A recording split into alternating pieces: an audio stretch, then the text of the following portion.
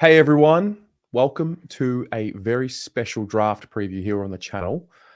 Today I've got, Pommy. Pommy's always here when it comes to draft. Mate, hello. Hey up, how we diddling? We are good. We've made a friend. We've got a friend joining us for some more thoughts around the draft. Dylan Alexander, mate, hello. Hi guys, thanks for having me on. No, it's a pleasure. I've come across, your videos are great and I do like them, but I'm a sucker for a good setup in a studio. So much respect for what you have going on in your studio. No, I appreciate that, mate. I'm glad you like the videos, but I guess I'm kind of like new to this YouTube scene, so I just kind of, I don't know. I see what you guys do. I'm doing a bit of study on the side, so I'm trying to kind of bring some of the elements of that as well, and just kind of put something together, but still kind of working everything out as we go as well. Yeah, cool. Yeah, tell us a little bit about what you're doing with your channel, the direction of it, and what you're looking to achieve. Yeah, like it's been a pretty random journey, to be honest. Like I moved back from overseas like 18 months ago, something like that. Was kind of looking for a career change. I was teaching before that. So um, started getting into a bit of like media stuff, and I've always had football as a love on the side. So I don't know. I got it in the beginning of this year. I just got it in my head to start going to some of the Coates Talent League games and sort of just sussing out the draft a little bit. And I just took a camera around, started doing some vlogging, which is not something I've kind of continued doing, but then that sort of connected and I've started doing YouTube videos, just like explainer kind of stuff. And it's sort of just evolved fairly organically. But yeah, it's probably something as the journey's gone along and I've sort of got into the creative stuff that I've really loved doing and want to keep doing it, to be honest. Love that. Well, welcome to the YouTube world, YouTube scene. Thanks for having me. Yeah. So today obviously we're focusing on Carlton and more specifically pick 3. Given you're a teacher and Pommy also is a teacher for me, not only for the draft, but generally in life, he's also a father. So I think between the two of you, you'll be able to help me understand a little bit more about the draft, our options at Carlton with pick 3. A few names have been floated around. We'll get to them shortly. And I will ask what I hope aren't too dumb of questions, but I would like to get some clarity on a few bits and pieces and see where this chat takes us. So Pommy, I'll start with you and then I'll turn to you, Dylan. So pick 3, is it locked in that we're taking pick 3, or is there still a chance that, or is it a chance that we could do something with pick 3 before the draft, on the draft night? And if so, why wouldn't we do that? Well, obviously you've got to look at what we've got at the minute. So you've got to look at the picks. So there's 3 answers to this question, but you can only take the amount of picks that you've got. List spots, Carlton currently have 5 list spots, and they're all senior lists. So Carlton still got some work to do. Jack Carroll is the only senior listed player. So that would open up 72 for us, should we delist him, to use in the draft. Obviously, Carlton have traded away their future first. The AFL is quite strict with that rule. That's why we bought the future second back in. So even in live drafting, that is something that you're still bound by that law. So I always say this. You look at pick 38, for argument's sake, no one's going to do pick 38 in a future second for pick 20 in a future second unless that's a top club and thinks Carlton are going to finish below them. So 3 would be the predicament. There's a lot of prices around 3. We've heard 6 and 10 is what North fans hope to get for 2. 5 and 9 has been thrown out, which is probably an overpay as well. I would say, though, for Carlton going from 11 and 12 to where they are, would suggest that they're targeting pick 3 for a reason. We're maybe giving Nick Austin too much credit to think that he's so smart that pick 3 is so heavily sought after. He'd buy it early to then trade it. If he does that, honestly build the statue now and rename Icon Park Austin Park, because that is never been seen before in the AFL. So I think 3 will go. Why will 3 go? Well, I was a little bit different to everyone else. Everyone was on about key defenders, key forwards. I think if you look at Carlton as a structure, we don't want another baby small forward. They're already very inexperienced. adding another baby small forward who is inexperienced it is like pouring petrol on a fire and wondering why you've got no shed. It makes no sense. Key defender, look at the key defenders in this draft. Tyru, Trainer, are they round one ready? No, they're not. So again, that would be another stopgap fix for me. So I think you look at Carlton, you go back to Carlton round 19. They were the number one side for defensive half scores. They were the number two side for scores from turnover. The question mark was stoppage. And we saw around that period of time, Carlton get destroyed around stoppage. And then they tried to make the change and everything else fell off. So I think the POD in the midfield is king. And they are all the top four players in the draft. So I think Nick Austin has maybe agreed with that synopsis and gone, right, ready-made player, someone who offers a point of difference. Pick 3 will get me that, guaranteed. And we have the midfield now to protect a young boy, not have to do the dirty stuff. He can do the sexy stuff. So I feel like this is a bold ploy, but this is a ploy that said to me, Carlton are a serious football outfit. Dan Houston was the easy Band-Aid fix. This says to me, I believe in the list. And now we're going to get the coup de grace to make this list be a real contender. Dylan, who do you support? I support the Kangaroos. Oh, great. That actually works perfectly. First question to you. Not for me. No, well, I was going to say, what was your take on how Carlton got to pick 3? Like, did you see it coming? And then once it did happen, where did your mind go as to what we were trying to do?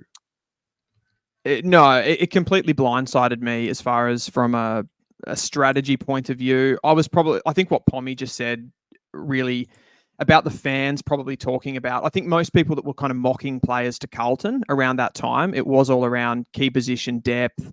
They'll just get somebody in, the side's already really strong through the midfield. You've got plenty of midfielders, all of that sort of stuff. So when they did move up to pick 3, you instantly go, well, what are they trying to do? And what does the draft actually look like in and around that? They haven't gone up to pick 3 for no reason. And if they're going to pick up a key position forward or a key position defender, there was no point ever getting up to pick 3. So if you're going there, you're going there to take one of the big dog midfielders. Now, then the next question becomes, which one of those guys do they want? I think if you listen to the language that Nick Austin's used throughout this trade period, it's all been about, we want ready-made players. And that's interesting, I think. And I think that's what we can kind of discuss here today as well, because I think when you look at it from a needs point of view, like what is that Carlton midfield lacking? It's pace, right? It's like you said, Pommy, it's the POD midfielder, the guy that's really explosive, has a lot of pace, can move the ball, and goes probably a little bit more direct than any of the other players that Carlton have at the moment. But it's probably also that player that can be in the forward half of the ground, that can win contests, is maybe a little bit of a hybrid as far as being able to mark the ball inside 50. Because Carlton, you've probably got a player like Ashton Moyer, who's sitting there inside that forward 50 at the moment, but we don't know yet. Like, he's not a known quantity. So they've moved up the board for that reason. They want one of those players. And I think the conversation now comes to, are they going to get that pacey guy like a Sid Draper, like a Finn O'Sullivan, like a Sam Lawler? Or is the ready-made player that they're talking about, are we even bringing players like Jagga Smith into that conversation, or Murphy Reed, who are probably the 2 players that, if you talk about from a ready-to-go point of view, ready-made, can step in and do the job. They're probably the most well-equipped. So how much does the conversation around potentially trading for North Melbourne, I should quantify, how much does the conversation around North Melbourne, let's just say, giving up pick 2, how real could that be? And if it is real, what does that do for your calculations as to who Carlton then get with pick 3? So the first part of that question, is it real? I think it's very real. I think that'll happen. I think Pommy mentioned 6 and 10 being the trades. I think it'll be more like pick 6 and pick 20, or pick 6 and pick 18. I guess that works from a draft value index. And I just think, given the depth of this draft, I think that's probably more what Richmond will be willing to give up. And I think North are a little bit stuck in the sense that if North Melbourne were going to go for one of those top midfielders, the guy that they're probably going to take would be Sam Lawler. If they got stuck to a midfielder, just because he is that point of difference, he gives you something aerially in the forward half of the ground. You can use him as a bit of a pseudo tall. So the fact that Richmond have pick 1, they can remove him from the board straight away, right? And then once he's gone, then what do North Melbourne do if they get stuck at pick 2? They either have to reach for a key position defender or essentially take a more highly credentialed, high pedigree player with that pick 2. So I think Richmond have North Melbourne kind of stuck a little bit there. And you could probably bring a third club into the mix there with St Kilda, who hold pick 7 and 8. If they wanted to strike up a deal to move up the board, the player that they're probably after is also Sam Lawler, and Richmond can just remove him at pick 1 and kind of snooker everyone. I think you had a second part to that question too. Yeah, so going down the rabbit hole a little bit, and let's just say Richmond get pick 1, North end up trading that second pick. What does that do for your calculations of who goes 1 and 2? That's a really interesting question. So I think the best 2 players that I would be taking at 1 and 2, or at least the players that I think have the best upside, the best package as players, would be Sam Lawler and Finn O'Sullivan, and you would take them at 1 and 2. But when you've got pick 1 and 2, you're a team like Richmond who are in a complete rebuilding phase, you're looking to pick up 2 players that essentially build out a midfield for 10 to 15 years. You're not necessarily thinking about it for the here and now, what do we need, and even necessarily who we think the best player is. So in my mind, I think what Richmond will do, they'll kind of hedge their bets a little bit, and they'll take Sam Lawler or Finn O'Sullivan with the pick 1, most likely Sam Lawler. And then with pick 2, they'll get the accumulator, the Mr. Consistent, the guy that's just an absolute sure thing to come into the team. He'll be able to hit the ground running straight away. I'm talking about Jagga Smith here, by the way. He's that player that can come in. We've seen him do it at the VFL level, average 25 disposals. He wins. He is the best player at just being able to find the ball from clearance. Like, he's so good at pouncing on the loose ball. Even from neutral ruck contests, and then being able to evade his way out of the game. Now, I don't see him as a top 2 pick on merit, just because of the fact that I don't see him as that damaging, really highly athletic and direct player that really wins you games and breaks games open. He's just a guy that just consistently does it, whether it's on the inside or the outside. He'll help connect things. And I think for Richmond's situation with holding 2 picks, it just offsets it nicely, taking one of those more athletic, powerful mids and Jagga Smith. Right.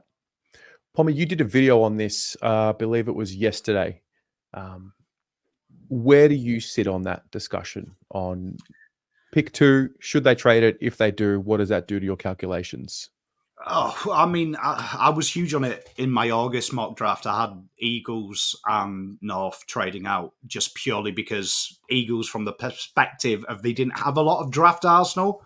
North, I think they've done their due diligence in the midfield. I think they've got them players. So I looked at it and was like, you need key position players. It makes sense. And to add on to what Dylan said, I think Richmond need a full rebuild. Like, go again and dot all the I's, cross all the T's.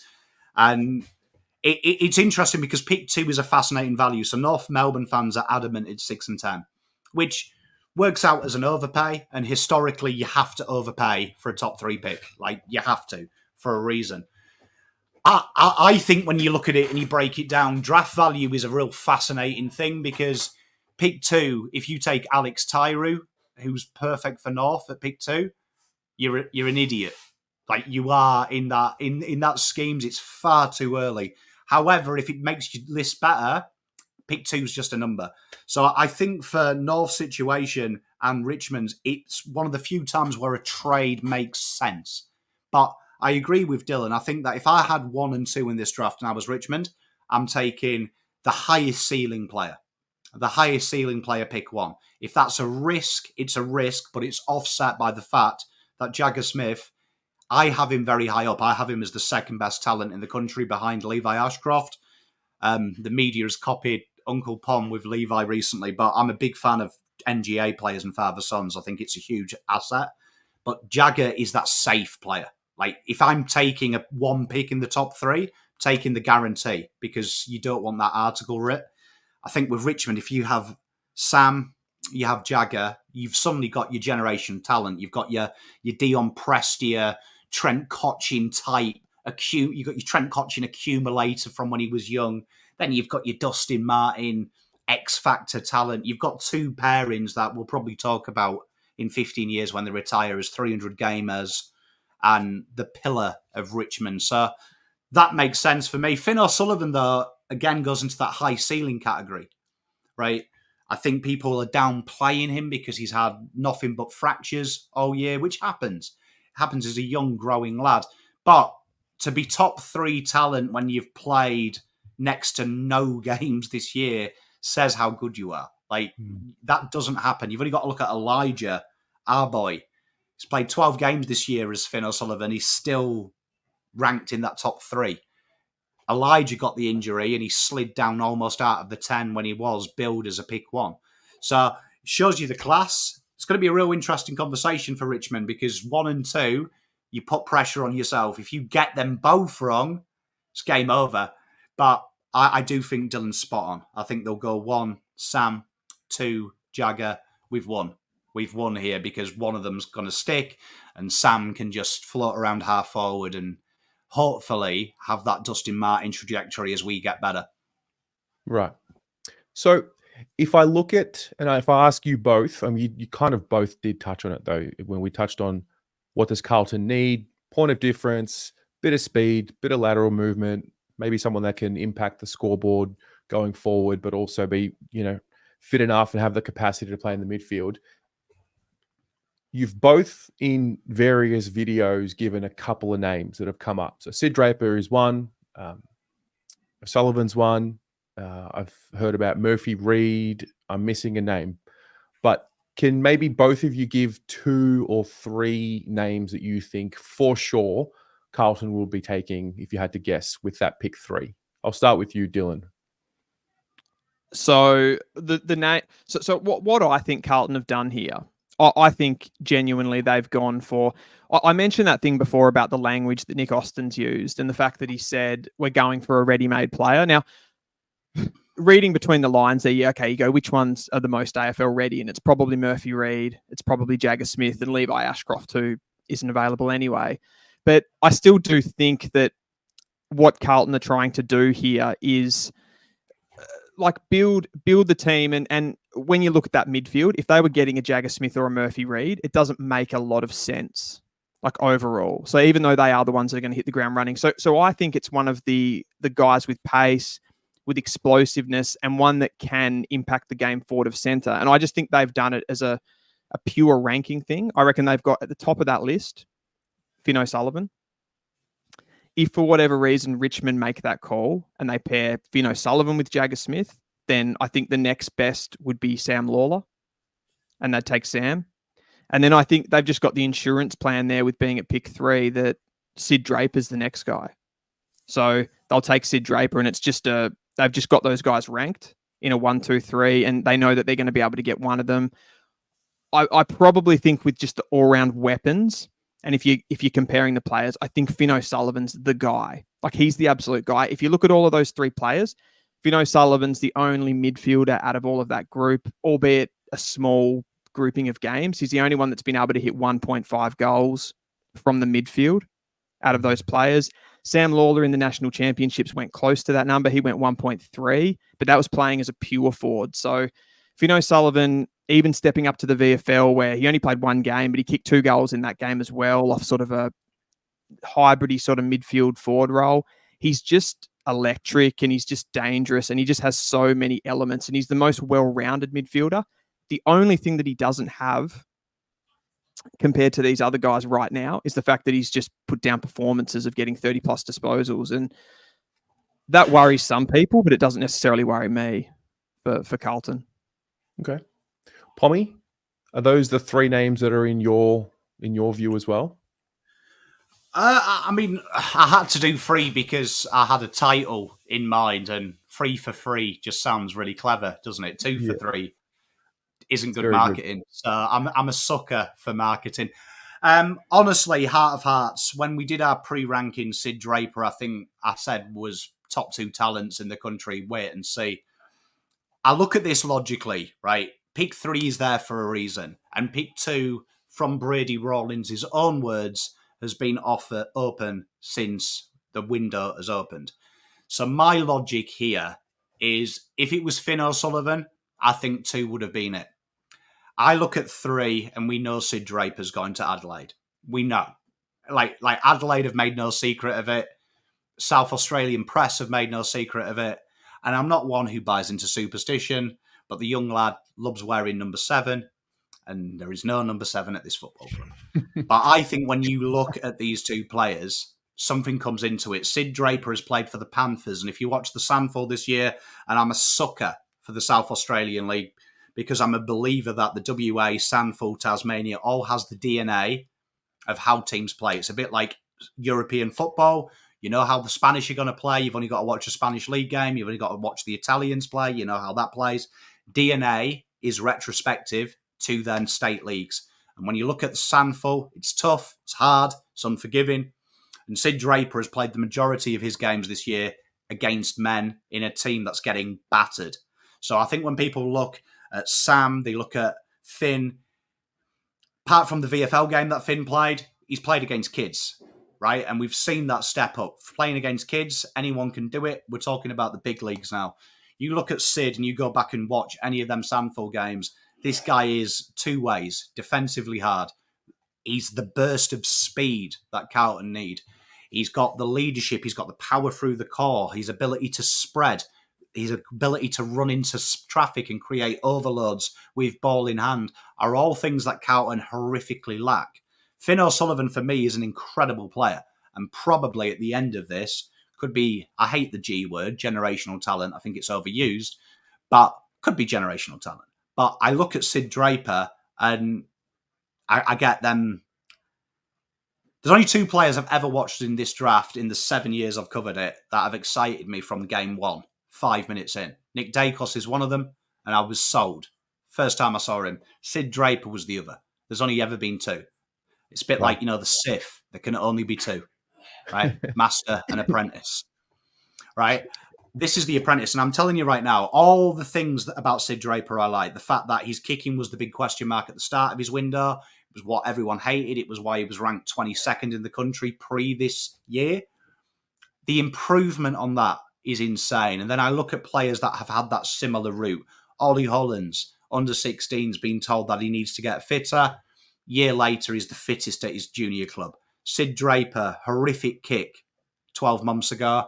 Now it looks AFL average, which then says to me, in a year's time, where could that be? And then I look at what Carlton lack, and the biggest mistake we made as a football club was Paddy Dow. What do we need right now? Paddy Dow. And it's why we've banked on him for 2 years before we sold him. We need that zip. We need that burst. We need that point of difference. And we've never had the team to protect these players. Sid Draper, I think, has got goal-kicking talent. I can see him slotting across half forward, lightning speed. He's very direct. And I can also see him in time having that mid combination. And we saw Elijah be the midfielder towards the end of the year. That is Carlton's point of difference. So I think that this is a happy synergy. Finn, though, not downplaying him, you can't argue the fact you're top 5 in the country when you've played so little game time this year. Like, it shows how good you are. Yes, he is goal scoring, but I would counter that. Sid Draper's had to lead as an 18-year-old in a men's team that's getting battered. Finn O'Sullivan has been cozied in the junior league, so it is a lot easier to kick goals against kids than it is full burly men who spend their weekends in Ozpost doing their job as well. They're a little bit angry. And you've only got to watch Sandford. Jason Horne-Francis, that was one of the appeals of him. They took to him because he was a prodigy and he stood up. So has Sid. So I'm very excited about Sid, and I'm Team Sid all the way. Team Sid all the way. I would agree with most of what Pommy said there. The thing that I would probably come back on a little bit with Sid Draper is that you mentioned the ball use there and how he's improved. And I think he is a guy that works on different elements of his game. Like, I think he's going to ultimately get the best out of himself, and he's low risk in that sense. But I do think that there's a possibility that taking him at pick 3 and really high in the end of the draft, when he actually does get into the AFL level, that ball use it's not at the highest level that it could be. That could expose him a little bit. And the other factor of that, you did mention the goal scoring. He's kicked a couple of goals at SANFL level. He didn't really kick any goals in the national championships or through his under-18 football. So I wouldn't say that he's got a massive aptitude for scoring goals, Sid Draper. And when you compare that up against Finn O'Sullivan and, say, Sam Lawler, for example, who have such a superior aerial game, and if you look at Carlton's current forward line, how that's operating, it's very, very one-dimensional in the sense that pretty much everything goes through Charlie Curnow. Like, he's the most ball gets directed through him out of any player in the competition in a forward line. So you do need those midfield players, those forward of centre players to start stepping up and hitting the scoreboard and being an aerial target as well as a ground level target. So I feel like in that sense, Sid Draper could be like a little bit problematic just for the mix as far as the forward mid hybridy type player. The other thing is that you mentioned there, Pommy, was just about the fact that he's played more football with men. And I think that's a fair point. And I think that means that for the right now, he probably does have to be able to come in. I think his body's a little bit more well developed than the other two at just coming in and being able to hit the ground running. But I think, kind of playing devil's advocate on that one, you could sort of say that Finn O'Sullivan and Sam Lawler, having not done that, maybe have more development left in them as well. I'd counter that, though, saying that you look at what Carlton need. A name I threw out on one of my videos was, if you could buy anyone, who would it be? And Chad Warner was unanimous. A guy that tore Carlton up in the midfield.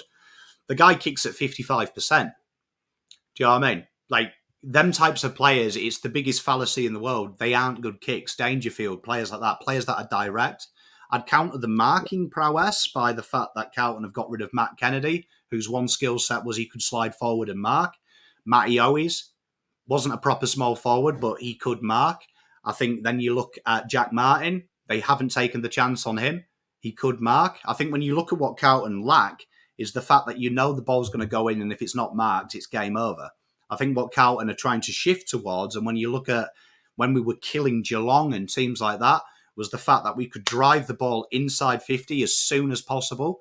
And we lack that ability for someone. When you defend stoppage against Carlton, you saw St Kilda master it. They play the extra around stoppage, knowing no one's going to run out of there. No one's going to run out and have a ping at goal. Carlton are going to try and manufacture that shot at goal. Where you watch Sid Draper, particularly at Sandful level, and when he's played in Courts League, he's played more like that George Hewitt, that defensive role. So they've kind of taken away his ability to do that. But you look at him in the Sandful level, he's looked to burst. He's looked to give and go. He's looked to make something happen. And I think when you look at what Carlton desperately lack, it's that guy who gets the ball and says, right, you know what, we're going forward now. And that is probably the biggest issue with Carlton as a team. They like to go backwards to go forwards, or it's a long bomb. Sid Draper brings that deep penetration with speed, gets the game going, and that's where Charlie and Harry are at their strength. I think you've only got to look at Chris Scott, Horse, what they say about Carlton. The 666 Chris Scott calls the Carlton rule because it favours Carlton. The ball should go in one kick, and then it's one-on-ones. Sid Draper allows us to do that. Sam Walsh likes to handball, likes to get a bit finessey. Adam Chera likes to hang out the back. It's rare for a player of his skill to have defensive mindset. George Hewitt, he likes to handball through traffic. Cripps just likes to walk through. You look at our midfield with all the other teams, we lack that guy that bursts through. And Sid Draper's got that Judd-like ability of see ball, get ball, I'll take off, and then I'll bring it into, make something happen. And I think when you look at Voss's key fundamentals, forward pressure is everything. And forward pressure negates kicking efficiency. I always say this, kicking efficiency is important until we lose. And then suddenly it's the biggest thing in the world. But when we're winning, we're still not kicking and hitting targets. It's that pressure-based game. And that is where I think you see Chad Warner, Paddy Dangerfield. It's getting it into them hot zones. And that's where Carlton are so deadly. And I think Sid Draper is the best player in this draft for Carlton to get it into the hot zone quicker, faster, and more repeatable. Oh, I think I agree with absolutely everything you said, except for the player that you're assigning to do the role. So I think everything that you've said there, for me, applies to Finn O'Sullivan, because I feel like he's got all of the traits you just mentioned about Sid Draper, about being direct, being fast, being powerful, being able to get out the front of the stoppage and drive it in long. He's got that long penetrative kick. I just think he's got a few extra weapons on top of that. So he does have the aerial ability inside forward 50, which you mentioned isn't necessarily something that they need, but it's always nice to be able to have that aerial game, even if you're a target coming out of the back half of the ground as well as a midfielder. So, and I do think his short kicking, if you do want to control the ball, and we know that teams are starting to strategize a little bit more around guarding momentum swings. And I think players that can also hold on to the ball, can hit up short 35 kicks and stuff like that and just have a little bit of ball retention are really needed as well. It's a fascinating discussion because these two names in particular seem to be the popular choices. Is there a shock? Is there a surprise? Is there a guy that you think who hasn't been spoken about as much in this pick 3 discussion that could come up, or is it kind of too late for someone to be more valuable in 3-4 weeks than what they are today? I think at pick 3, there's a few players that some of the attributes that me and Pommy just talked about that Draper and Finn O'Sullivan have and Lawler has. I think there's players back further in the draft that have it, but there's probably a little bit more rawness to them, or they just haven't sort of, it's been a late development type thing, and they're probably just not in the conversation as far as value of paying up a pick 3. Like, I think about a really high ceiling player that ticks all of these boxes. I think about someone like a Bo Allen, someone like a Taj Houghton that you've probably spoken about, Pommy, but they're probably, Taj has had a knee injury that's kept him out for most of the season, even though his form in the first 3 weeks of the season was absolutely ridiculous. And he's that sort of Shea Bolton, Isaac Rankin type player. So he's that forward of center, like game breaking player. And when Pommy talked about the ball going inside 50 and playing that forward half game and having the guy that's really decisive inside forward 50, that's probably a player that Carlton need. It's just, I don't think they've gotten this far up the draft to draft that player. If they wanted Taj Houghton or Bo Allen, who's another one I mentioned there, that they would have just kept pick 12 or whatever it was they had. Yeah. Pommy, anyone else that you can see might be a smoky for the pick? Not really, no, because I mean, like, you are splitting hairs with Finn and Sid. It's just like when me and Dylan did our mock draft together, we've got personality traits that imprint on the players we like. So that's why he's a Finn boy, I'm a Draper boy, and that's how it'll be. And it's why, like, I was a Cowan boy and people weren't a Cowan boy that year. Corey Durden and James Rowe, famous things where I've gone against the grain. There is a gentleman that no one's talking about, and I remember doing the draft and saying that there's a player that I find it hard to place with a club, and that is Mr. Jagga Smith. Because I think Jagga Smith, for me, if I had pick 1, he's my pick 1 because he's safe. And maybe I'm a coward in my old age, but I'd want to make sure I got pick 1 right. And I think Jagga, just to me, I can't get that wrong. I know he's a 300 gamer. It's not glamorous, but he's going to be my man. And I look at him and he could be there, because I can see a world where if I was Richmond with Uze there, what are Richmond known for this generation? It's been them bold decisions that got them that flag. So I think their DNA has shifted to be bold. So I can see a world where you get Sam Layla and Finn O'Sullivan, and they go, what? We're going big boy. This is big boy things. And we're bringing in these 2 excitement machines, and we'll cop the punishment this year and finish bottom while we develop these kids. But 10 years down the track, this is going to look genius. So I can see that. So that would mean Jagga would fall. I don't want to downplay him, because I look at Jagga and he's got everything I like in a player. His dad, Michael, was a 0 gamer for Collingwood. So he knows pain. He knows from his dad, he knows that there is unfinished business in this league, and he's going to carry on that legacy. You look at him and it's like a hybrid between George Hewitt, Adam Chera, and Walsh. It's like if you gave them three and you merged their DNA, you'd get Jagga. He's a guy that I don't think I've watched a game of his 12 games in the courts and the national championships particularly where he's been rubbish. It's like his baseline is a 7 out of 10. That creates a predicament at pick 3 for Carlton because I always say this, the picks are brilliant when you're ranking players, but there does come a point in time where you have a need and the talent is so good that sometimes you've got to ignore your need because Nick Austin will be there. Jagga Smith's on the board. He's like, do I take Sid? Or do I look like a complete clown if Sid, heaven forbid, has an injury and becomes another Paddy Dow? And then Jagga's a 5-time All-Australian, 30 touches every day. Everyone's going to be like, remember it.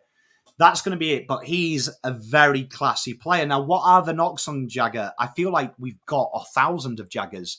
And I mean that with all due respect for him. But when I look at what Carlton need, to back what Dylan says up, everything he said Carlton need, we've manufactured in 4 players. Where I think Sid Draper, if you're looking for goal-kicking mids, Sam Walsh, if he's freed up and he doesn't have to mess about, was a goal-kicking mid when he first came. We all got excited when he was playing half-forward. Elijah's got a goal a game in him. Cripps, if he doesn't have to mess about doing that, has got a goal a game in him. I feel like Sid Draper unlocks that. Jagga would just be another midfielder that we've got to kind of fit in, whose his main penchant is 30 touches. We've got a few of them. The problem is we haven't got anyone who does anything different other than get 30 touches. And that's where I keep leaning to Sid. I feel like Sid is that priority where if you just take away Finn's biggest asset, he's goal kicking over Sid Draper. And I think that is his biggest asset over him at the moment. If you're going to be harsh on them both, I think you can manufacture that elsewhere. But yeah, Sid, like what, Pommy, what you just said there, like I think that's just absolutely spot on with Jagga because you talked about, I think, when we were going through the Sid Draper, Finn O'Sullivan thing, you talked about Carlton's inability to get the ball in fast and get it out the front of the stoppage. And if you watch Jagga Smith play, and I always go back to this game, it was game 1 of the national championships. Jagga had 33 disposals, 18 contested possession, something like 15 clearances in that game, but he had 50 meters gained. So he very rarely, he really likes to recycle the ball. He takes it backwards. Every time he comes out of the stoppage, nobody lays a finger on him, but he retreats. If you watch him, he comes out the back of the stoppage because it's the path to least resistance and he handballs.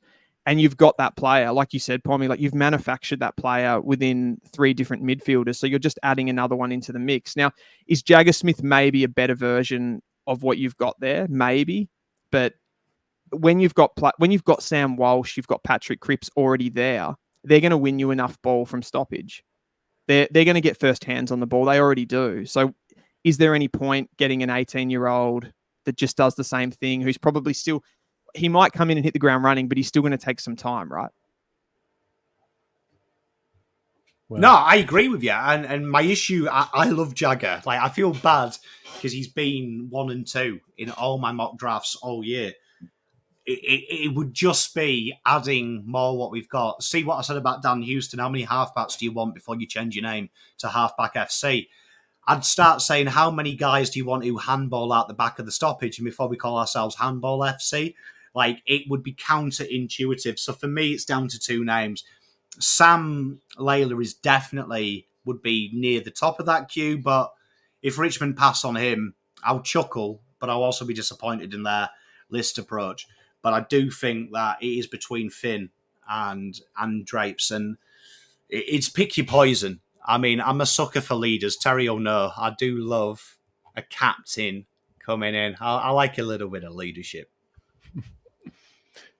It's a fascinating discussion, and I think the two of you, I mean, I got the best seat in the house, the box seat, just watching that, because I've only watched highlights and both of your videos at different points about the players, but I think what this chat has done is really reaffirm to me that we're looking at either a Finn O'Sullivan or a Sid Draper situation, unless there's a shock, bold play by Richmond, in which case a Jagga Smith is available, but we'll see what happens. I want to thank you both very much for your time. Pommy and Oz on YouTube and everywhere. We know where to find you. We'll put your links in the description. Dylan, what's the best way to find you apart from YouTube? So probably Instagram, which is just Dylan Alexander follows the draft. I never came up with when you jump into these projects, you never come up with a catchy name at the beginning, and then you kind of stuck with it. So yeah, Dylan Alexander follows draft on Insta, same on YouTube. So if you just punch that into Google, you should be able to hit it up. Well, there might come a time where you just shorten it and become DA. It's just BA and DA just going at it. Yeah. Like but that. yeah, thanks again, lads. Wish you all the best with your draft content, and we'll speak soon. Cheers, mate. Thanks, mate.